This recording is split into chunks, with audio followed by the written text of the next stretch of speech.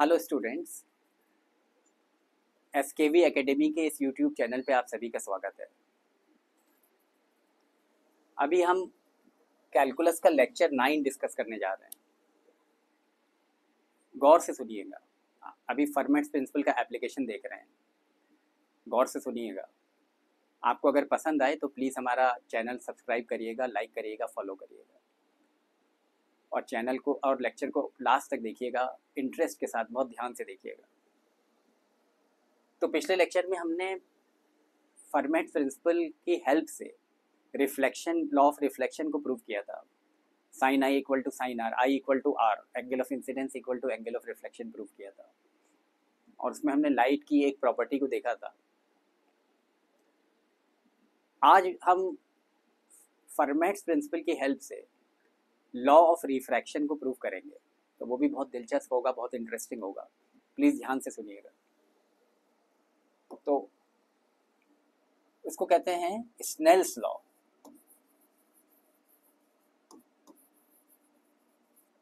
ये कहलाता है लॉ ऑफ रिफ्रैक्शन।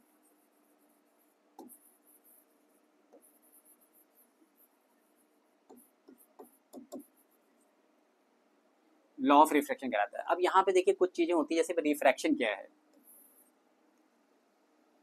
इसको अब लॉ ऑफ रिफ्रैक्शन को हम लोग डिराइव करेंगे with the help of Fermat's principle. तो पहले समझ ले रिफ्रैक्शन क्या होता है। कि मान लीजिए लाइट ट्रेवल कर रही है, एक मीडियम से दूसरे मीडियम जा रही है। ये लाइट रे है, ये मूव कर रही है। ऊपर एयर है, मान लीजिए, नीचे एक ग्लास है। एयर से ग्लास की तरफ जा रही है। आमतौर पे जो क्लास 10th की बुक्स होती हैं उसमें वो लोग रिफ्रैक्टिव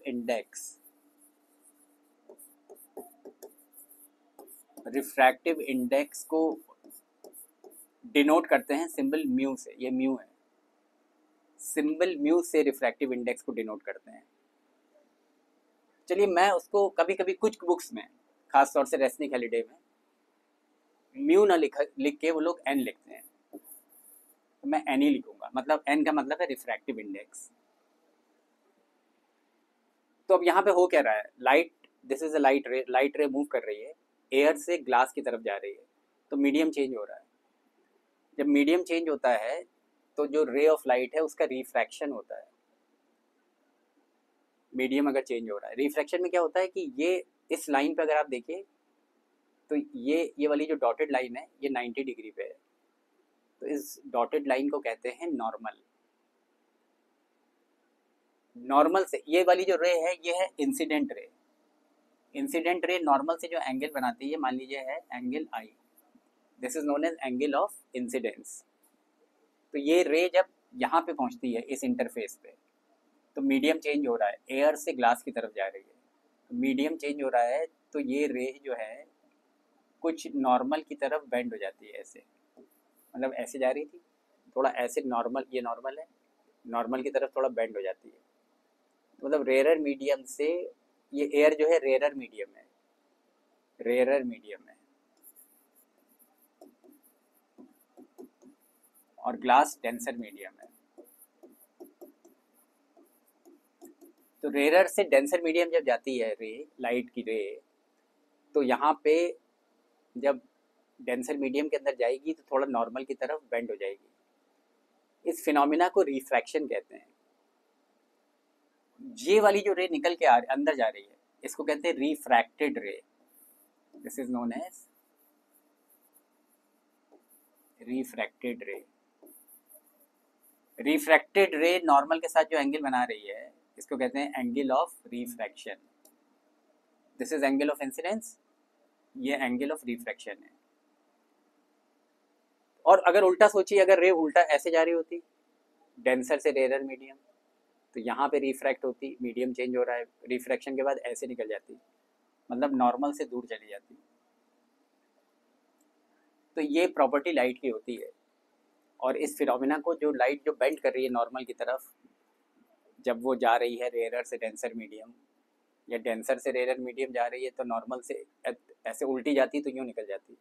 तो अगर डेंसर से रेयर मीडियम जा रही है तो रिफ्रैक्शन के बाद यहाँ पे रिफ्रैक्शन हो रहा है, रिफ्रैक्शन के बाद नॉर्मल से दूर हट जाएगी, तो इस फिनोमिना को कहते हैं रिफ्रैक्शन। तो स्नेल्स लॉ है, this is known as law of refraction. इस लॉ को हम फर्मैट्स प्रिंसिपल से आज प्रूव करने जा रहे हैं और इसमें हम लोग कैलकुलस का सहारा लेंगे। तो इसलिए यहाँ पे कैलकुलस के एप्लीकेशन की बात हो रही है, तो हम कैलकुलस का सहारा लेते हुए स्नेल्स लॉ को प्रूव करने जा रहे हैं। तो देखिए अभी बड़ा इंटरेस्टिंग है, ध्यान से सुनिएगा। मान लीजिए ये ग्लास स्लैब है, इमेजिन करते हैं ये ग्लास स्लैब है।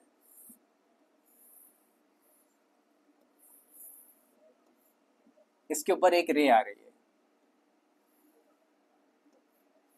ये ग्लास का बना है,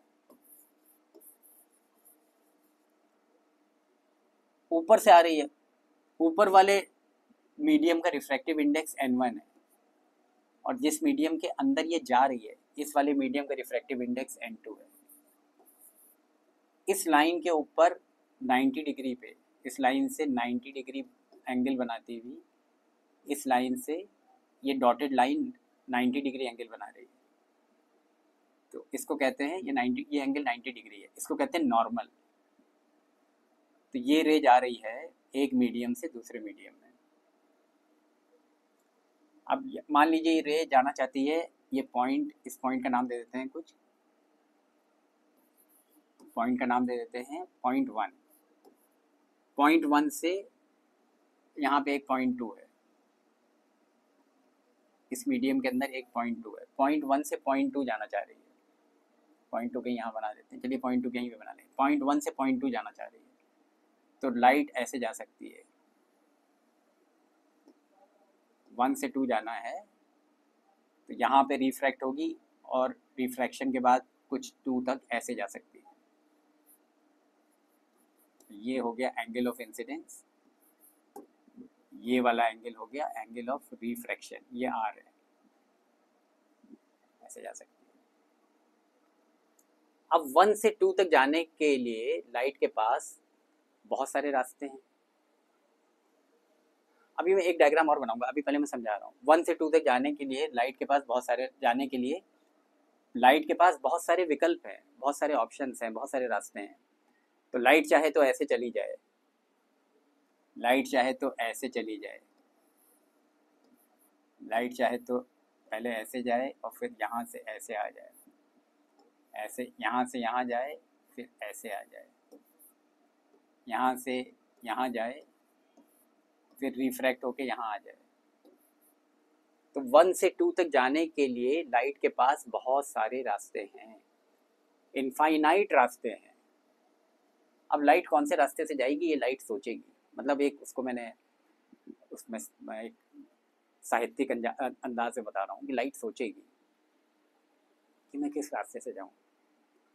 तो पिछले लेक्चर में मैंने आप लोगों को बताया था कि लाइट उस रास्ते से जाएगी, फर्मैट्स प्रिंसिपल का जो आधार था वो ये था, लाइट उस रास्ते से जाएगी कि उसको इतना टाइम, मान लीजिए इस रास्ते से जा रही है, एक रास्ते से जा रही है, मान लीजिए इस रास्ते से जा रही है, तो उस रास्ते से जाएगी सो दैट उसके आसपास के, उसमें इस रास्ते से जाने में उसको कुछ टाइम लग रहा है, मान लीजिए टी टाइम लग रहा है, इस रास्ते से जाने में मान लो उसको टाइम डी लग रहा है, तो इस रास्ते से जाएगी सो दैट उसके आसपास के रास्तों से, बिल्कुल अगल बगल के रास्तों से अगर वो जाएगी तो उसके मुकाबले इस रास्ते से जो वो जा रही है उसको टाइम या तो मिनिमम लगेगा, अपने आसपास के रास्तों से मिनिमम होगा, अपने आसपास के रास्तों के मुकाबले मिनिमम होगा, या मैक्सिमम होगा, या बराबर होगा।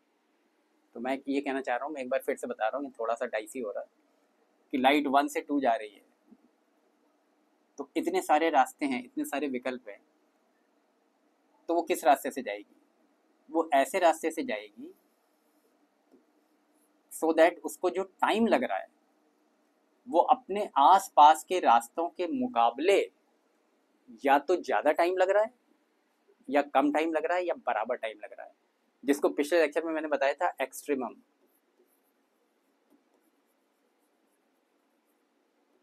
एक्सट्रीमम रिफ्रैक्शन के केस में वो मिनिमम टाइम होता है, मतलब लाइट ऐसा रास्ता चुनेगी सो दैट आसपास के रास्तों के मुकाबले उस रास्ते से जाने में उसको जो टाइम लगे वो मिनिमम लगेगा, वो मिनिमम होगा, ऐसा रास्ता पकड़ लेगी लाइट। तो चलिए अब मैं अगला डायग्राम बनाता हूँ, तो मैं उस रास्ते की क्या खासियत होगी ये देखते हैं। तो चलिए हमने डायग्राम बनाया,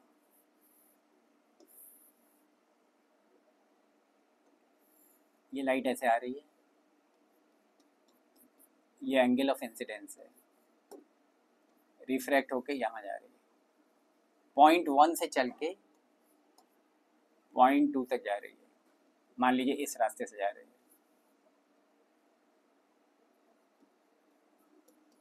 ये पूरा यहाँ से यहाँ तक का जो डिस्टेंस है,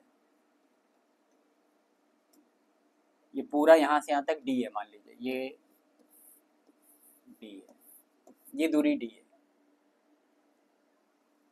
यहाँ पे टकरा रही है लाइट,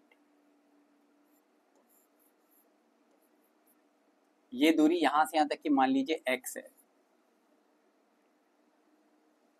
ये d लिखा है, ये पूरा d है, ये x है, तो ये वाला होगा d माइनस एक्स, ये डिस्टेंस होगा d माइनस एक्स, ये होगा एंगल ऑफ रिफ्रैक्शन, ये होगा एंगल ऑफ इंसिडेंस। तो मान लीजिए लाइट ने ये रास्ता पकड़ा, 1 से 2 जाना था, ये रास्ता पकड़ा। अब इस रास्ते की लंबाई नाप लेते हैं हम, ये लंबाई यहाँ से यहाँ तक की मान लीजिए a है, और ये लंबाई यहाँ से यहाँ तक की मान लीजिए b है।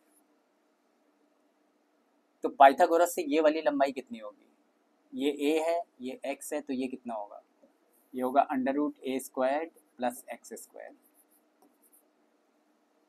ये होगा।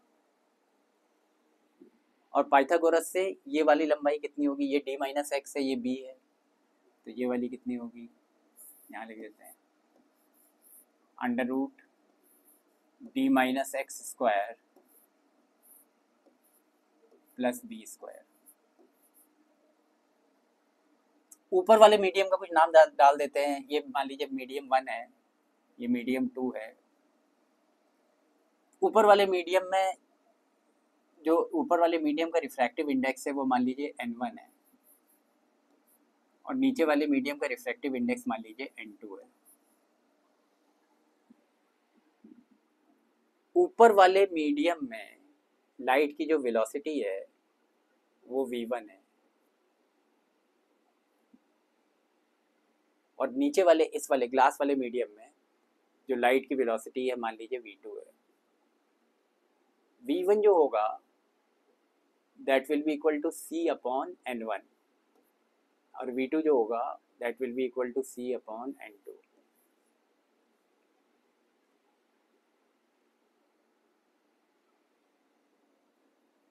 अब ये c क्या है, c speed of light in vacuum है। वैक्यूम में जो लाइट चलती है वो सबसे तेज चलती है, वैक्यूम में लाइट की स्पीड सबसे ज़्यादा होती है, 3 × 10⁸ मीटर पर second, that is the maximum speed.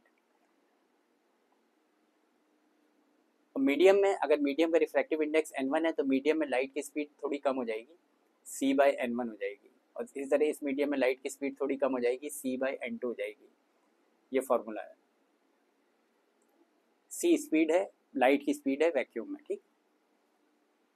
तो हमें टाइम निकालना है, यहाँ से यहाँ तक का टाइम, लाइट को कितना टाइम लग रहा है 1 से 2 तक पहुँचने में, लाइट को कितना टाइम लग रहा है, यहाँ से यहाँ तक का टाइम प्लस यहाँ से यहाँ तक का टाइम, मान लीजिए टोटल टाइम t है, तो टाइम t कितना हो जाएगा, यहाँ से यहाँ तक का टाइम t1 प्लस यहाँ से यहाँ तक का टाइम t2। t1 कितना हो जाएगा, यहाँ से यहाँ तक का टाइम t1 कितना हो जाएगा, डिस्टेंस अपॉन स्पीड, डिस्टेंस कितना है, ये distance √a² plus x² √a² plus x² upon speed. ऊपर वाले मीडियम में स्पीड है v1 प्लस t2 कितना हो जाएगा, डिस्टेंस अपॉन स्पीड, ये डिस्टेंस कितना है, ये है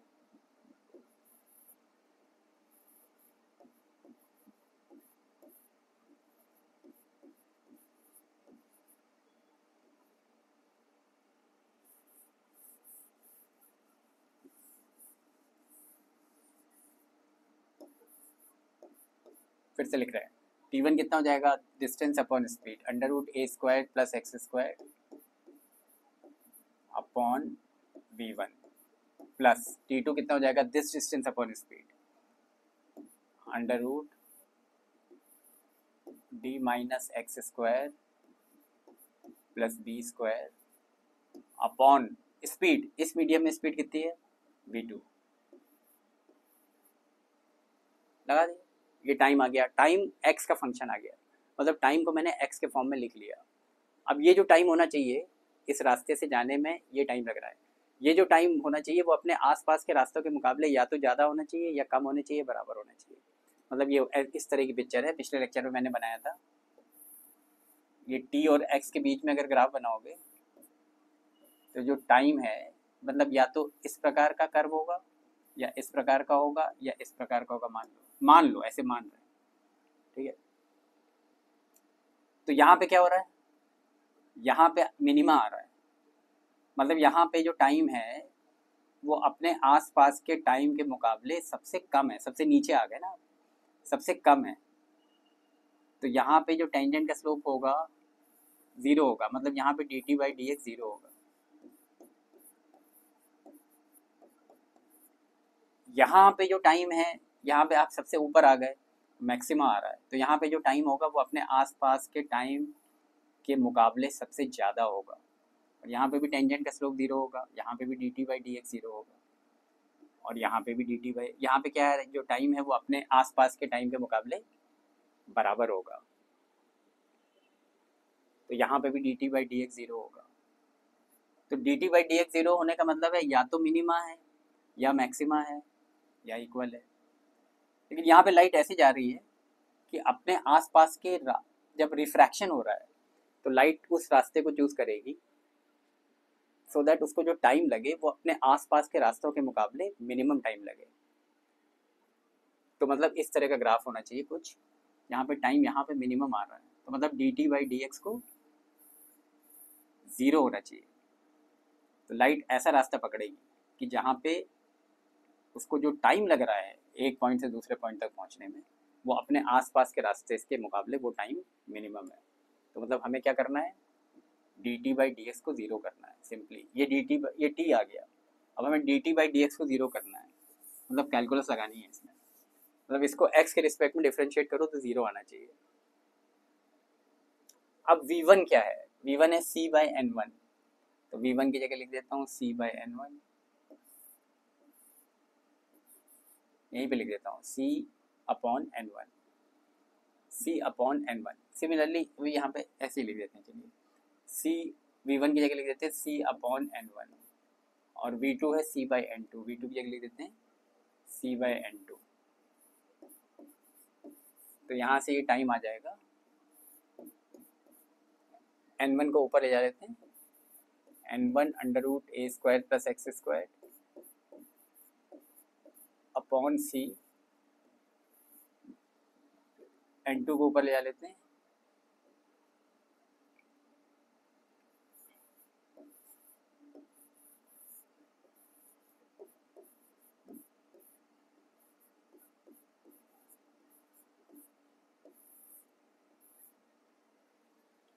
ये आ गया, फंक्शन आ गया।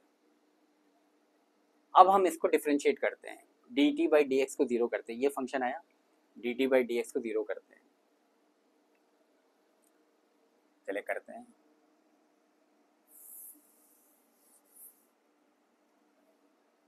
dt बाई डी एक्स निकालते हैं,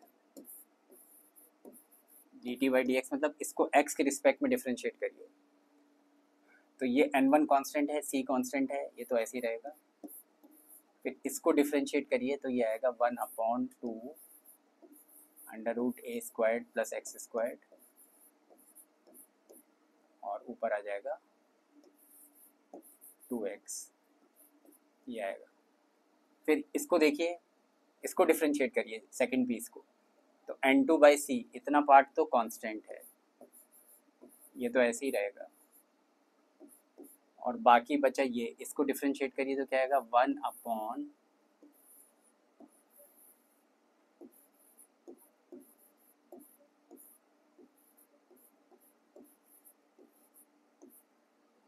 और ऊपर आएगा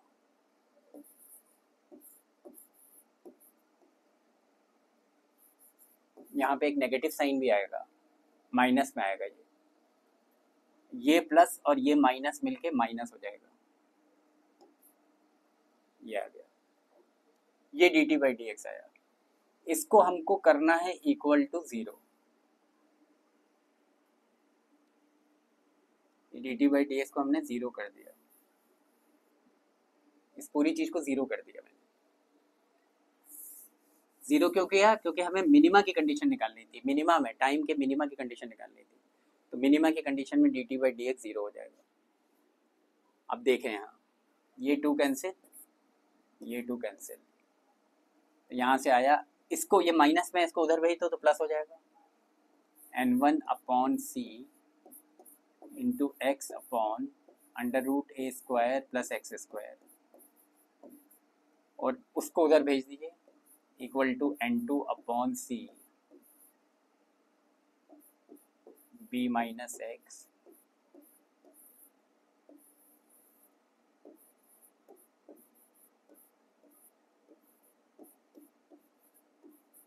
इसमें बच्चों ये सी तो कैंसिल हो जाएगा, देखिए यहाँ से गया, अब ये रिलेशन आया फाइनली।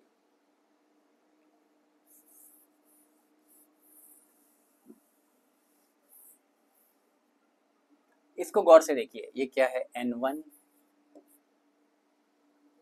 अब ये जो लिखा है इसको देखिए गौर से, ये अगर एंगल आई है तो ये वाला भी आई होगा, ऑल्टरनेट एंगल्स हैं।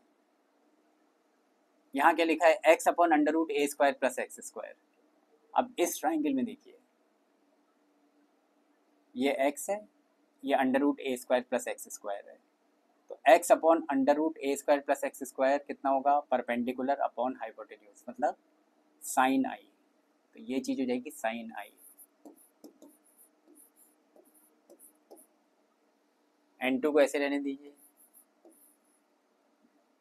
ये अगर r है तो सामने वाला ये भी r होगा, तो इस ट्राइंगल में देखिए ये d है, b नहीं है, ये d है, गलती से b लिख दिया, ये d है एक्चुअली, ठीक है। अब इस ट्राइंगल में इस ट्राइंगल में देखिए, यहाँ क्या लिखा है d माइनस एक्स, ये d है, d minus x upon d, ये भी d है, d minus x square plus B square, यानी d माइनस एक्स मतलब ये डिस्टेंस अपॉन ये डिस्टेंस है d minus x square plus B square, तो दिस अपॉन दिस, इस ट्राइंगल में देखिए दिस अपॉन दिस क्या हो गया? परपेंडिकुलर अपॉन हाइपोटेन्यूज, तो कितना हो जाएगा? Sine r. ये जो मैंने डिराइव करके फाइनली निकाला है n1 sine i equal to n2 sine r, यहाँ तारा बना दिया। This expression is known as Snell's law. तो हमने स्नेल्स लॉ को डिराइव कर दिया। कैसे डिराइव किया? फर्मेट्स प्रिंसिपल से डिराइव किया, फर्मेट का प्रिंसिपल यूज़ किया, उसके बाद हमने कैलकुलस यूज़ की, डिफरेंशियल कैलकुलस, और हमने डिराइव कर दिया। अब ये बहुत महत्वपूर्ण है। कैसे बहुत महत्वपूर्ण है? अब देखिए,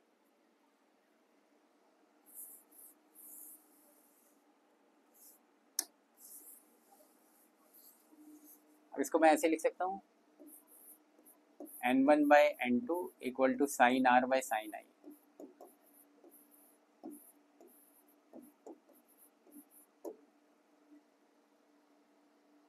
अब सोचिए, ऐसे सोचिए जरा मैथमेटिक्स, अगर मान लीजिए, धीरे धीरे बोल रहा हूँ, आप सुनिए मेरी बात, ये वाला मीडियम मान लीजिए n1 n2 से ज़्यादा है, इमेजिन करिए n1 n2 से ज़्यादा है, तो वो डेंसर मीडियम है, ये रेयर मीडियम है, ये डेंसर D, ये रेयर R।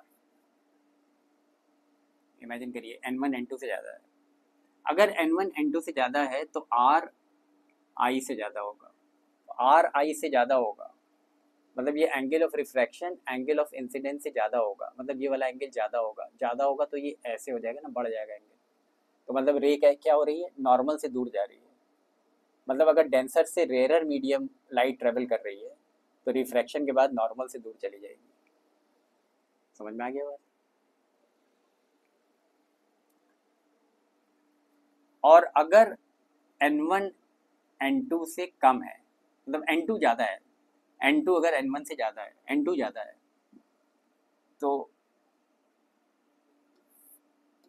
ये डेंसर हो जाएगा, ये रेयर हो जाएगा। अगर n2 n1 से ज़्यादा है तो I R से ज़्यादा होगा। I R से ज़्यादा होगा मतलब R कम होगा, मगर एंगल ऑफ रिफ्रैक्शन कम हो जाएगा, छोटा हो जाएगा, रिफ्रैक्शन का एंगल छोटा हो जाएगा। मतलब अगर रे रेयरर से डेंसर मीडियम मूव कर रही है, रेयरर मीडियम से डेंसर मीडियम मूव कर रही है, तो are angle of refraction angle of incidence से छोटा हो जाएगा। मतलब ये रे जो है वो नॉर्मल की तरफ थोड़ा ऐसे घूम जाएगी, तभी तो ये एंगल छोटा होगा। तो अगर लाइट रेयरर से डेंसर मीडियम मूव कर रही है तो नॉर्मल की तरफ बेंड कर जाएगी। तो यहाँ से हमने स्नेल्स लॉ को प्रूव कर दिया। This is law of refraction.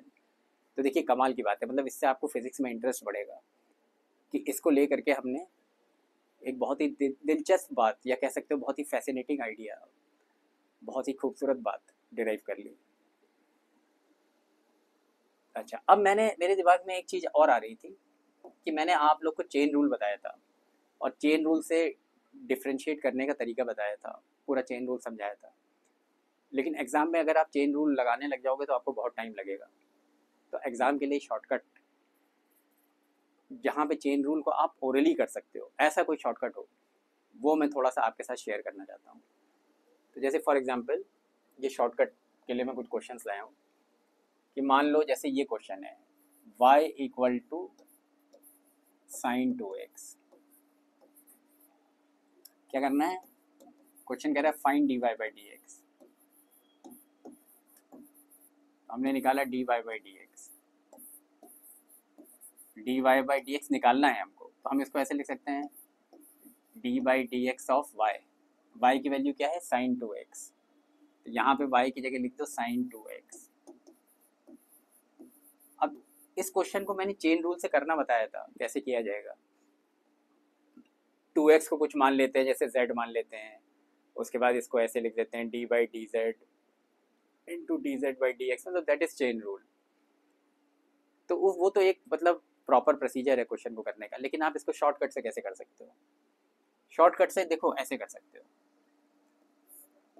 अगर यहाँ पे साइन x होता, 2x ना होता, साइन x होता, तो D by D x of sine x कितना होता? कॉस x होता। लेकिन यहाँ पे 2x है, तो D by D x of sine 2x क्या हो जाएगा?